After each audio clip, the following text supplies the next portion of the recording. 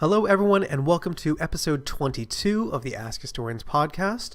So this episode is probably, I think, our shortest so far. The past couple episodes have been, I know it's kind of a cliche word to use, but they have been kind of epic. They've, covering, crusades and the Byzantine Empire and huge sweeping swaths of decades of history. So I thought this episode might be a little kind of a fun break to focus on something a little, micro when it comes down to it. So today I'm talking to one of our resident historians about a micronation off the coast of Nova Scotia that cropped up in kind of the mid-20th century.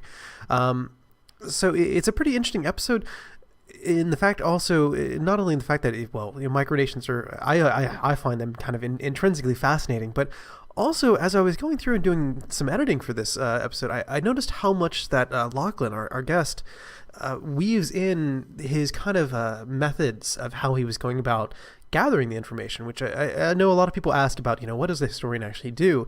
And in this episode, you can really see how he was delving into kind of archival newspapers and magazines and looking up, the minutes of old, council and government meetings and traveling actually to the spots and going to local museums. So it's kind of an interesting, it's an interesting subject by itself, but also the kind of meta narrative that's going on here of kind of as Lachlan sort of walks us through how he was actually making this discovery and building his information for this subject is kind of an interesting subject in and of itself.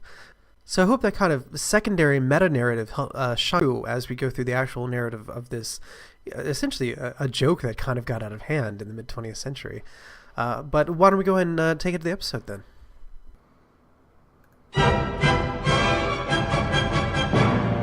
Welcome to the Ask Historians podcast. Hello, everyone, and welcome to another edition of the Ask Historians podcast. I'm here with L. Mac, better known as Lachlan to the people he loves and trusts, which I assume includes us today.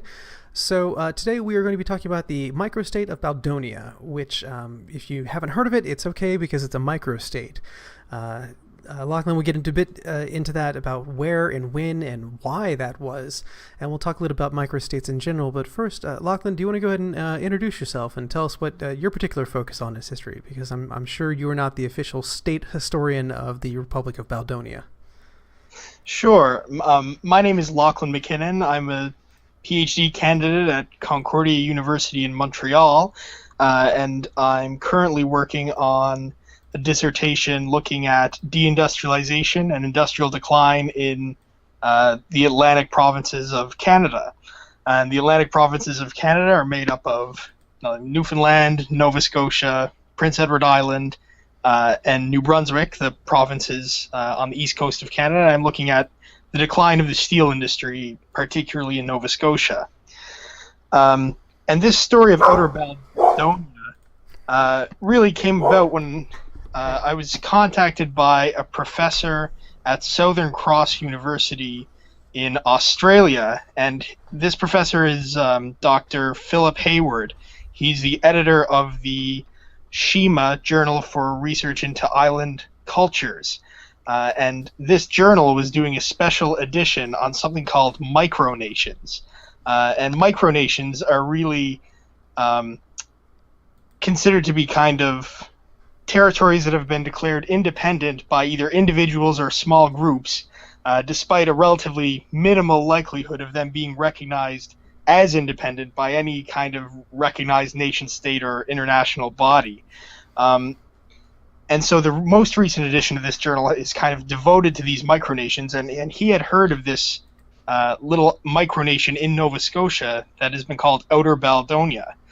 So he contacted me and wanted to know if I'd look into it further. So I spent this summer kind of doing a little bit of kind of research into this topic that's almost a little side project from my actual dissertation.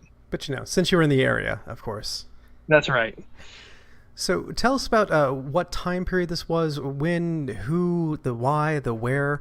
When do we see the establishment of the great Principality of Outer Baldonia? All right. Well, I'll start back in the early 20th century. And now here in Nova Scotia, the tourism industry is kind of something that's grown to try and replace some of the industrial loss of steel plants and coal mines and things of that nature. And really that tourism industry started growing around some in the late 19th century, but really a lot in the 1920s and 1930s. And on the south coast of Nova Scotia, there's a region that's become very well known for sports fishing and tuna fishing in particular. And that's Yarmouth, Nova Scotia, and the small Acadian, French-Canadian town of Wedgeport, Nova Scotia, which in the 1930s was at that time home to what was then the world's largest sports tuna fishing tournament. And this attracted all kinds of wealthy fishers and sports fishers and anglers from the United States, other parts of Canada, and around the world. In fact, I believe they had an international tuna tournament there that ran for many years in the early 20th century. And so as the result of this, in the 1930s, alongside other people such as, I think FDR was there at one point, and Amelia Earhart, there were some Chicago mobsters who showed up in Wedgeport at one point. But alongside this other cast of characters, there was a man named Russell Arundel who showed up in the mid-1940s to partake in this kind of tuna fishing atmosphere. And he was a wealthy American businessman and kind of a politico. Now, his claim to fame was that he owned all of the Pepsi bottling plants in Virginia, and as well as that, he had been named as a Washington lobbyist for Pepsi.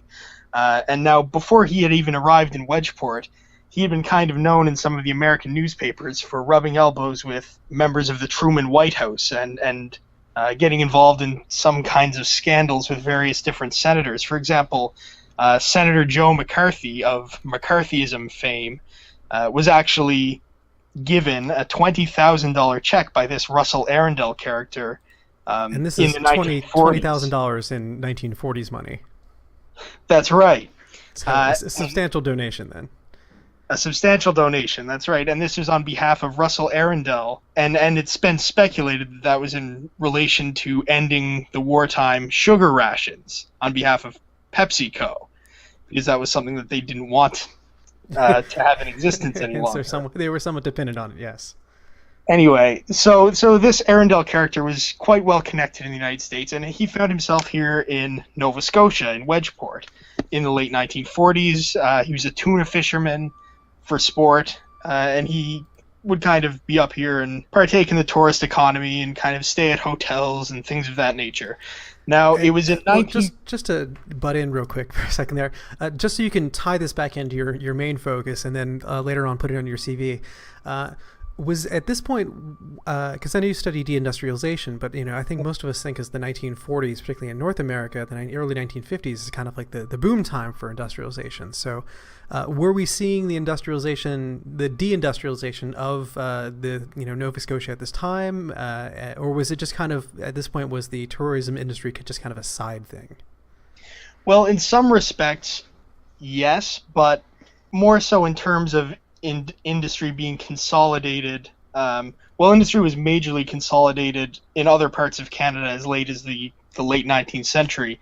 And during the early 20th century, you kind of see Maritimes and Atlantic Canadian industry, if not decline, at least not expand as much as industry in other parts of Canada and the United States. And there's many reasons for that. Uneven kind of geographic disparity driven by various economic policies and things of that nature, but really in the Maritimes, you do see some industrial kind of decline that early, but really my period is looking later. I look at really the 1950s, and between 1950 and 2001 is the period that I look at in my dissertation. Okay, but it wasn't as though the sport fishermen were the quickly becoming the lifeblood of this community, though. No. Well, and there also would have been an established kind of industrial fishery in these communities at the same time. People would have been fishing lobster and fishing various different types of fish that would be saleable as well.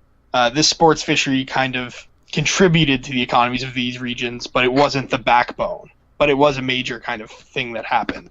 Okay, so to return to Russell Arundel, he comes up for, I guess, a fishing junket. Yeah, so he shows up in the mid-1940s, and by 1949, well, first I'll explain a little bit about fishing in Wedgeport. So off the south shore of Nova Scotia, off the coast of Wedgeport, there are a series of hundreds of small islands called the Tusket Islands, and it's a cluster of these islands all off the coast.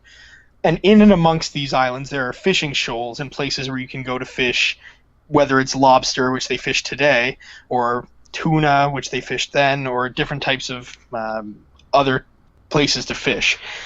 Some of these islands and some of these shoals are actually quite far offshore. For example, when I went to Outer Baldonia this past summer, it took about an hour and a half on a speedboat to get out to it in choppy waves, but nonetheless, it's a fair distance.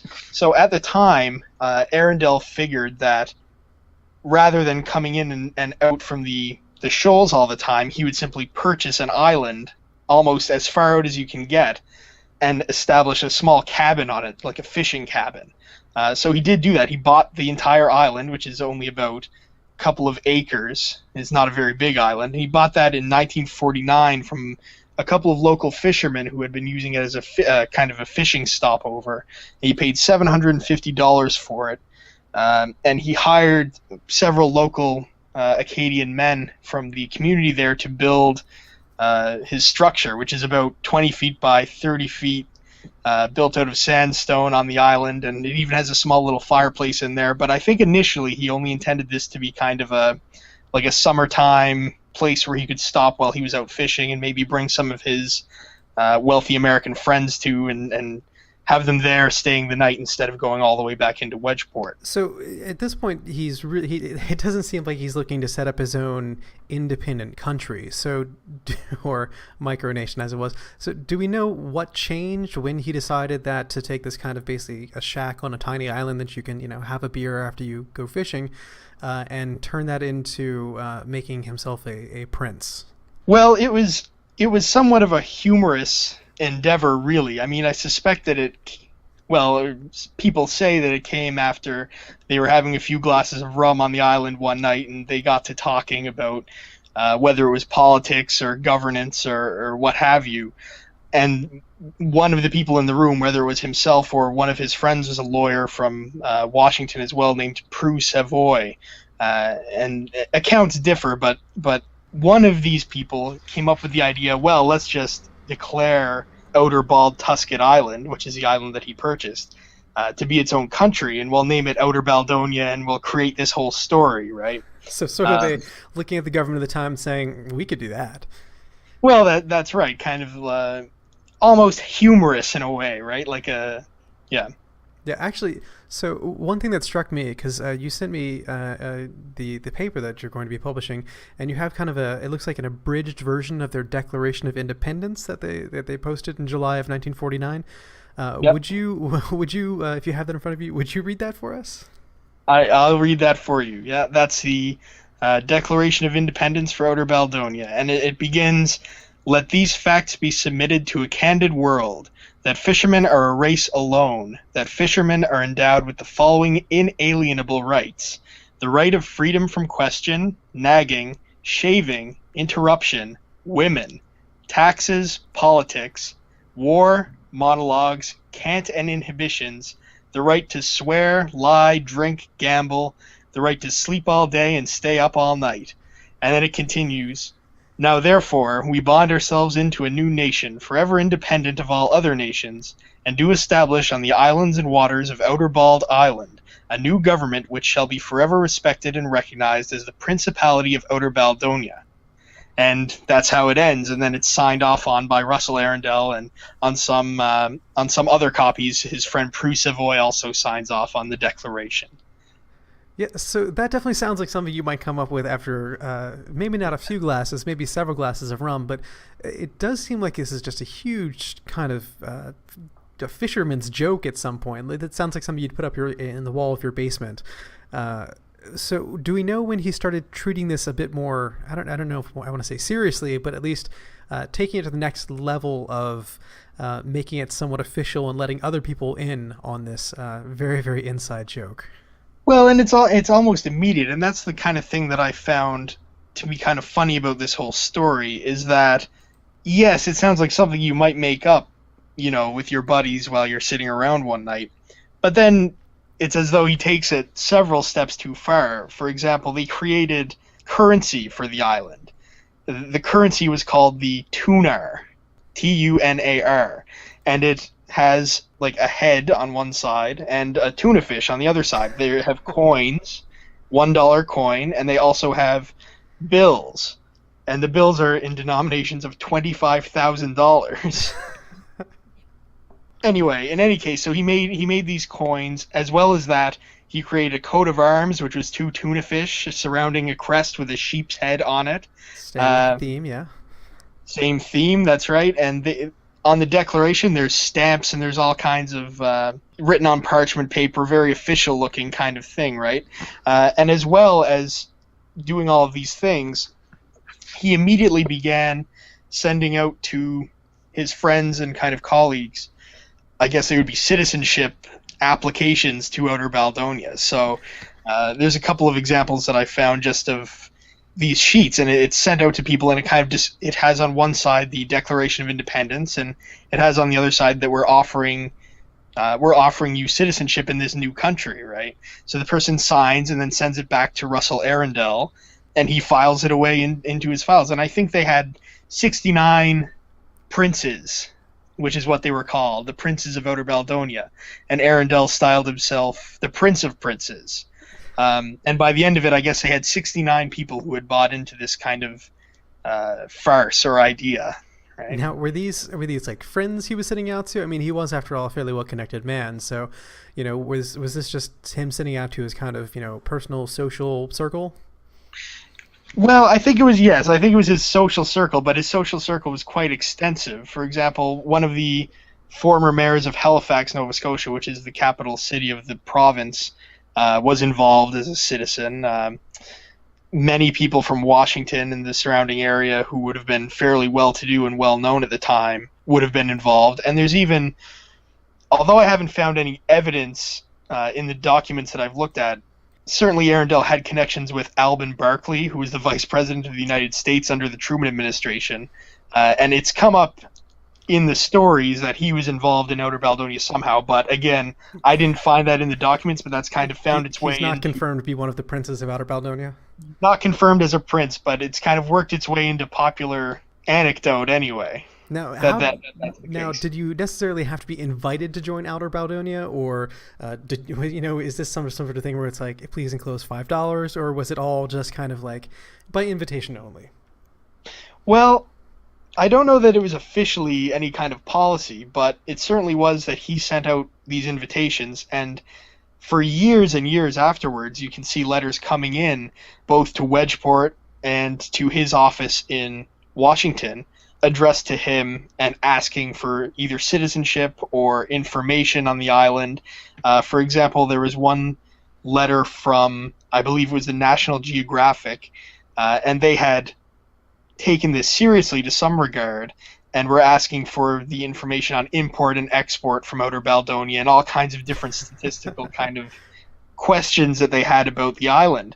Other letters, as you mentioned, were kind of inquiring, I would like to be a citizen, how do I go about doing this, right? And these letters show up as late as, the last one that I saw was, I think, 1997. And that's well after Arundel had already passed away. But I guess this story is something that kind of travels around, right?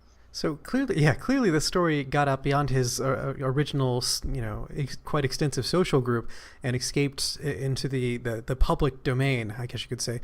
Do we know when we start to see kind of people who wouldn't personally know Arundel start to notice this, or the press start to notice this farce gone mad? Well, the first information that I can find from the press internationally regarding Outer Baldonia is in 1953, so pretty early on. I mean, just as this is kind of starting in. I mean, he bought the island in 49, and then it's really kind of 52, 53 that he starts getting involved in all of these different schemes, I guess you would call it, like making the money and doing all of these type of things. And really the first time that I saw it in the newspaper was from the Bakersfield, California newspaper in the United States. And they have a story that Arundel had the Outer Baldonian Embassy listed in the Washington, Chesapeake, and Potomac Telephone Company. And he used the phone number for his own office as the embassy phone number. So they had been receiving phone calls as an official embassy in Washington because he had them listed in this phone book, and the newspaper reported on it. So at that point, it's regardless of how a newspaper in Bakersfield, California noticed this, was Arundel himself starting to throw his weight around as the Prince of Princes? How was he styling himself? Obviously, he had kind of set up a de facto embassy out of his office, but do we know if he was going out of his way to contact or to make official government policy, I guess you could say? I don't think that he was attempting to make any kind of official policy, but he certainly continued this. He continued well, I don't know if it was a joke. He continued the performance, I guess you would say. And a lot of the times it's in response to other things that happen. For example, one of the most well-known events that really got a lot of media attention surrounding Outer Baldonia was in 1952, when somehow people in the United States or in Nova Scotia realized that there had been a letter sent to the Literary Gazette, or the Literature Gazette in Moscow, written by an L. Chernaya. And this letter is kind of really over the top and says, this new country, this Outer Baldonia, is really kind of an example of bourgeois kind of American imperialism and the kind of potency of this American businessman going into this small community in Canada and styling himself a prince, and he's turning these people into savages, and he grants himself the unrestricted right to lie and to be rude and to not adhere to the ethical and moral laws which had been established by civilized mankind, and all of these sorts of things. Really over-the-top letter, right, written in the Soviet Union at the time. And in the context of the Cold War, a lot of the newspapers in the United States and Canada kind of picked this up and said, oh, look, the Soviets are taking this so seriously, and it's a big joke, and they don't get it, and look how foolish they appear, right? And in response, I think Arundel sent a letter over to the Soviet Union denouncing this letter in their newspaper, and he kind of gave several interviews to newspapers here in the United States and in Canada, kind of talking about how terrible it is that this kind of language is being used to describe the great nation of Outer Baldonia. A real statesman, Arundel. But so we do have, I think, so we do have the Soviet Union either giving a real or kind of faux condemnation, but this was the height of the Cold War, and it's the kind of thing where there was literally a Red Scare going on. Was there ever any attempt by any of the nations, either Canada or the United States or USSR, to kind of look a little more closely into Arundel and pry into his background? Do we know anything about that? Those are probably all top secret documents. Well, I don't know about that, but I do know that they certainly, the newspapers that were covering it certainly took it as an opportunity to kind of lambaste the Soviets, right? And although the article in the Moscow Literary Gazette is kind of written in a hyperbolic fashion, and it crossed my mind, I wonder whether or not that letter initially was meant as kind of a over-the-top, almost a stylized dissidence against kind of traditional Soviet propaganda, because it is so over-the-top. Like, it doesn't really sound as though the author is actually having a problem with this Outer Baldonia. They're kind of using a lot of the tropes that you'd expect from kind of almost anti-Soviet propaganda, right? Yeah, do we know anything about the I'm not even going to try the Russian, the Literary Gazette? Was this what was its position in the Russian press? The Literary Gazette was initially started kind of, as a literary journal in the late 19th centuries, but through the Cold War, it kind of became known, well, not a dissident newspaper because those didn't really exist in the Soviet Union, but at least a newspaper where intellectuals, it was more popular among kind of intellectuals or kind of types who are interested in social issues and things of that nature. Probably people with more education would have been found among the readers than some of the other newspapers in the Soviet Union. So I do wonder, I mean... So it would be the kind of newspaper that if you were going to publish a satire of, official Soviet denunciations of, bourgeoisie running dog states, it would be the kind of journal that you would find in it. Is what it sounds like, I guess you could say. Well, I think that that's right. I mean, I think there's a quote from Klaus Mennert, who was a Politico kind of author during the 1970s, writing these kind of issues. And in 1975, there was a paper in which he writes, and I'm quoting here, I think he says, "If millions of people in the Soviet Union have some idea of important contemporary Western thought, they would owe this primarily to the Literary Gazette," right? This is where kind of ideas of the West were kind of disseminated, and if they were behind kind of an ideological lens, they could still at least be digested in something approximating a legitimate kind of form. So I do wonder, right, whether or not that initial letter was actually intended, because it does not sound really serious. I mean, she's very over the top, right? The author. Do we know how the Principality of Outer Baldonia's neighboring state, over which he was establishing dominion over his island, the great state nation of Canada? Do we know how the locals, particularly among Wedgwood and basically the local fishermen, how were they reacting to the news of this new nation on their borders?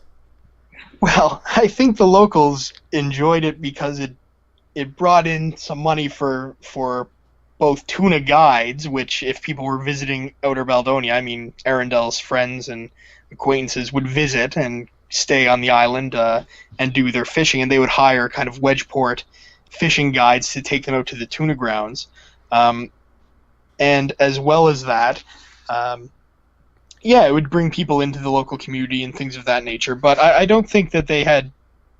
I think they probably thought that it was something that the eccentric kind of wealthy Americans that had been coming into their community for the past few years, kind of, it was their thing, and kind of they didn't pay much heed. Although he did hire local men to construct the castle, the small hut on the island. So that's another thing. So if anything, he was seen as a benevolent dictator, I guess you could say. Well, that's right. But I do believe the Nova Scotia government, or at least this is reported in a Sports Illustrated article written about Outer Baldonia in 1967, has to say. And in that article, they say the Nova Scotia government actually had in their legislature, they briefly kind of gave a statement where they said that they were in support of Outer Baldonia. This was immediately following this kind of hubbub with the Soviet Union, right?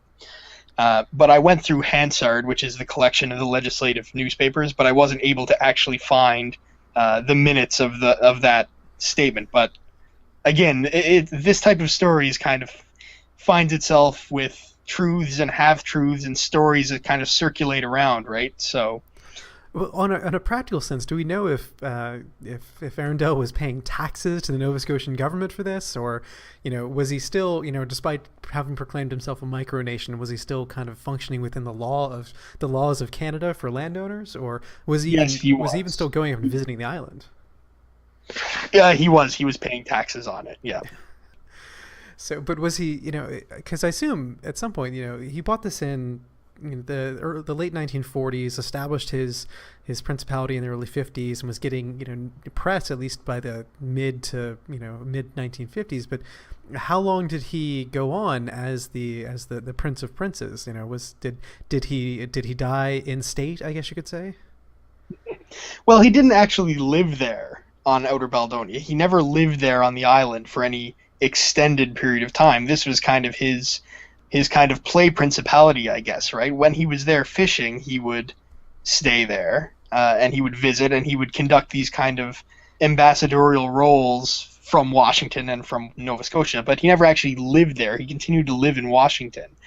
So by the late 1950s or the the 60s at the latest, you start seeing kind of reports that he's not showing up as much to Wedgeport for the fishing, and he did pass away in 1978, and I couldn't find any evidence of him going to Wedgeport at all in the 1970s. So at least it was pretty well wrapped up by that point. Although, as I mentioned, this story has kind of circulated far and wide, and the letter that I mentioned from the 1990s was from a company in Germany that had been looking for information on the Principality, and as far as they knew, Arundel was still around and still the Prince of Outer Baldonia. So what is the state of the Principality of Outer Baldonia today? Well, in 1973, prior to Arundel's passing, he donated the island to, he sold the island for $1 to the Nova Scotia Bird Society, which is kind of a conservation society dedicated to preserving, I suppose, there's a type of sea tern that sets up shop on this island. And so they took over the island in 73, and as part of that, written in the deed, I believe he also gave some grazing rights to some of the local farmers to graze sheep on. And so I went out there this summer, and there was actually a whole pile of sheep. There's probably 50 sheep running around this island in the middle of the Atlantic with this hut on it, right? And it's kind of like surreal. This is not a big island. Anywhere. That's right. So is it still a nature conservancy today then, with sheep grazing away? It is, that's right. I had to get in touch with the Bird Society of Canada to be allowed onto the island. So they still did they know you were doing a story on Outer Baldonia? They did. They knew about Outer Baldonia, yeah. So, and did Arundel pass on his titles? I hate to say it, but is there a Prince of Princes of Outer Baldonia alive today? There is no Prince of Princes of Outer Baldonia today. I believe it all ended at least by the 1970s and perhaps earlier. I think really the whole jig was up after all of these newspaper articles came out after the hubbub with the Soviet Union. Because at that point, it started becoming described as like a hoax, and people were saying, oh, he should declare war on the Soviet Union and all of these types of things, right? But at that point, people really knew that it was kind of whimsical in nature, if more serious in kind of his practice or his performance of micronationality. But at that point, people kind of knew that it was his own eccentricity, right? Yeah, so I think that brings us kind of a segue to talking about basically how Outer Baldonia has lived on kind of the popular imagination, but also the fact that, because micronations, in our internet age, have a kind of a strange fascination for a lot of people, and particularly in a sort of kind of being this free, independent, often technocratic sort of ideal. But could you tell us a bit about how Baldonia kind of presaged this? Because as I imagine, there was probably quite a few micronations that are being set up in this kind of tumult of even as Baldonia was declining in the 60s and 70s. You see things like what is the Christianville or whatever it is in Denmark, or things like that. These sort of hippie communes that have come together, even as their kind of libertarian ideals starting to solidify into what would become more micronation style states or ideas. Yeah, you're absolutely right. Baldonia is kind of one of the early examples of this type of thing happening, right? An early modern micronation. That's an early modern micronation, exactly. The 1960s and 1970s, you start seeing some of the most well-known. I think one of them is the Principality of Sealand, which is off of the coast of the United Kingdom, and it was an outgrowth of the whole pirate radio movement. There's lots of information on that, and I believe they even had an invasion of some sort throughout their history at Sealand. You also have kind of Rockall, which is, I think, off the north shore of Ireland in the North Sea. Yeah, there's all kinds of different ones that come later, and you're right, a lot of them become kind of associated either with different political ideologies or technocratic kind of ideas of creating your own nation for some sort of reason like that. For example, I think the Seasteading Institute today, I think, talks about creating nations at sea, allowing the development of technology to kind of create these permanent autonomous settlements in a libertarian type of sense, right? And I think that type of thing became much more popular later. And that's why Outer Baldonia is so kind of interesting, because it's one of the very first kind of examples of this type of thing happening, at least in the 20th century. So what is it that holds the fascination of, what is it about micronations that hold the fascination of people? And really, what is it about the idea that these people who, because there obviously there was nothing pushing Arundel and his fishing buddies to establish themselves as a state. What was it that pushed these people to not only establish their own micronations, but also to do it in kind of a sense of literally creating a nation, right down to creating, tuna-based currency?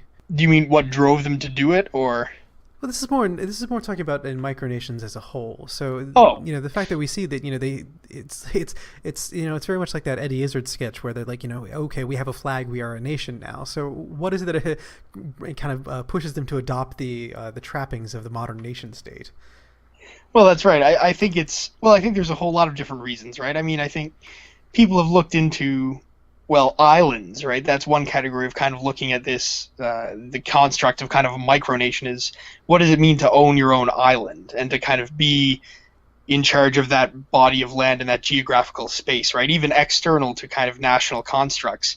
And really there's an aesthetic there. I mean, Robinson Crusoe talks about kind of the freedom of man and nature, and that type of thing can really be kind of appealing to some, right? Especially somebody like Arundel, who in Washington especially would have had very many, as I mentioned, politically connected. And I think the island, and as an extension of the kind of the micronation, allowed him the opportunity to kind of create his own fantastical kind of area in which he sets the rules. And in the rules which I've enumerated, they include kind of an escape from the stresses of life, which he enumerates as including women and nagging and politics and governance and any of these things which he would have to deal with off in the real world, so to speak. When he was the prince in Outer Baldonia, these things kind of fell by the wayside, and he felt like he was at least escaping into the wilderness in a way. Well, yeah, that's kind of interesting, because it seems notable that he was this kind of industrialist, I guess you could say, with the Pepsi bottling and all that, and the fact that he decided to kind of take this island and say, well, you're not using it, I shall put it to better use through. And I think you mentioned actually in some of the notes you sent to me that that they said they were going to set up things like horse racing on the island and things like that, to put it to good productive use, productive in quotes there. Yeah.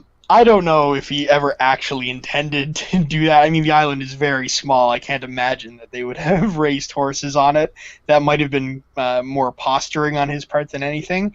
But certainly I think that it reflects, or at least his conception of what Outer Baldonia is, I think very much reflects kind of a mid-20th century notion of what wilderness is and what nature is, right? I mean, when he first gets there, it's a space for recreation and as I mentioned, kind of an escape from civilized society. And then he when he leaves it, I mean, that's when he gives the island in 1973 to the conservators. Again, he's reflecting kind of the conceptions of the time. Society had begun moving very much more towards kind of environmental conservation in the 1970s. Earth Day and things of that nature were beginning to be established. So throughout his time on Outer Baldonia, you can kind of see how he acts out kind of broader notions of what it means to kind of interact with nature, right? So that's one interesting thing that I found from the whole story. And are there still physical relics of Baldonia, I guess you could say? I mean, actually, I guess before we even ask that, I mean, I'm assuming that perhaps even the hut is still there because it's it's made of stone. But did he actually ever mint any of these coins? Are there Baldonian flags somewhere? Does someone over in Wedgwood have a copy of the Declaration of Independence somewhere? Yeah, the Declaration of Independence and a whole lot of other documents relating to Outer Baldonia I found at the Wedgeport Tuna Museum, which is actually of course, a tuna museum. A museum dedicated to this kind of international tuna tournament, right, which had taken place in the early 20th century. And actually, just to throw in a plug for Wedgeport right now, I think that they have recently revived the tuna tournament. So if there's any aspiring tuna fishermen out there, or fisherwomen, they can feel free to travel to Wedgeport in the summertime and fish tuna if they so desire. Although I assume that Outer Baldonia is no longer for sale, but I don't suppose any of the other islands are. I'm sure they are. Just in case someone is interested. So, just kind of to bring this to kind of a conclusion, what is it when we look at Outer Baldonia and we see it as kind of this very, very obviously humorous kind of in joke that was come up by just a few people, or just really one man and a few friends, as kind of a play on government? What is it that holds our attention so far?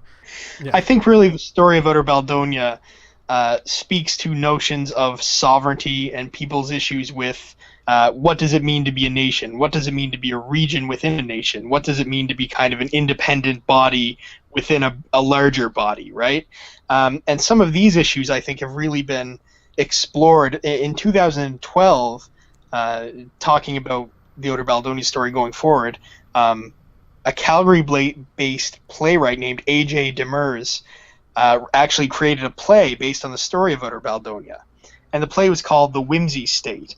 And he kind of goes through the whole story and has them declaring war on the Soviet Union and kind of exaggerates different parts. But really there's one part that kind of gets at, I think, what the meaning of Outer Baldonia holds today for people who are interested in either the issue of sovereignty or separation. Maybe some of our Scottish listeners would like to kind of listen to this part. And the quote of the play, when the war is over and Outer Baldonia has lost to the Soviet Union in a war that never actually took place, but they surrender in any case. But one of the fishermen on Outer Baldonia says, "Wait, we've become what we've despised, a government, a real one. We thought that we'd be above corruption, but we aren't. Selling off fishing rights, sleeping with the enemy, bickering. We are no better than Washington, Moscow, or Halifax. If power corrupts and absolute power corrupts absolutely, then the illusion of power corrupts elusively. No, separation from Canada was not the answer. We should break down the walls to create a world where we can all live and fish as one. I say give me fish, not federalism. Give me tuna, not trade agreements. Give me rum, or give me rum." And so that's how he...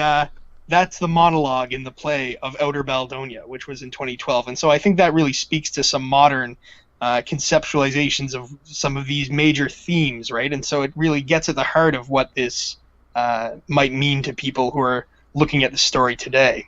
Well, Lachlan McKinnon, thank you so much for talking to me today, and thank you for shining a light on the little known but much appreciated Principality of Outer Baldonia. Hopefully we'll have you back at some point to talk about the less whimsical topic of deindustrialization. That sounds great. I'd be happy to come back whenever you want. All right. All right. And there you have it. You are now all qualified to be the state historians of the Principality of Outer Baldonia, although admittedly there may be some qualified sheep or perhaps an ocean tern, which may be vying for the position. So I hope you enjoyed this. It was just a fun little episode. Next week, we will be speaking to B-Monk, who's better known as Travis. He is the History of Alchemy podcast and was actually very helpful in helping get this podcast set up as well. He also hosts or co-hosts the Bohemican podcast as well. I'll put up links to those in the discussion post next week. For the discussion post this week, actually, Lachlan did send along some pictures of Outer Baldonia that I'll put up so you can take a look and see kind of the glory and the majesty of this very exotic and wonderful Northern Atlantic island. As I did say, though, I do feel like this episode almost kind of a waste of Lachlan's talent. He is he writes some fantastic answers regarding labor and in industry and basically just public history of Canada and the United States in the 20th century. But when I was speaking to him about possible podcast episodes and topics, he was saying like, well, I could do it on this, I could do it on that, I could do it on this. Oh, also I've been working on this paper about a tiny little island nation owned by a rich American industrialist. And I was like, yes, that's the one. So hopefully we'll have him back at some point to talk about more, serious monocle twisting things about labor and industry. But in the meantime, I hope you enjoyed this little episode. Got a peek into how Baldonia kind of both presaged and was different from the micronations that we see today. Christian was the Danish micronation inside Copenhagen that I was thinking of. So, and also, I hope you enjoyed that little peek into kind of how historians work. So, remember kids, if you want to grow to be a historian, get used to looking to archival documents and traveling to exotic North Atlantic sheep-filled islands. So until next fortnight, when we talk about the history of alchemy with Bimonk, I hope you enjoy this podcast, and please remember to rate and review us and let people know that you enjoy the podcast and we enjoy you listening. You've been listening to the Ask Historians podcast. For more history like this, visit us at reddit.com/r/askhistorians and ask over 100 historians and enthusiasts anything you want to know in history. Find us on Twitter as @AskHistorians and subscribe to the show on iTunes. Or visit askhistorians.libsyn.com. Thank you very much for listening, and join us next time on the Ask Historians podcast.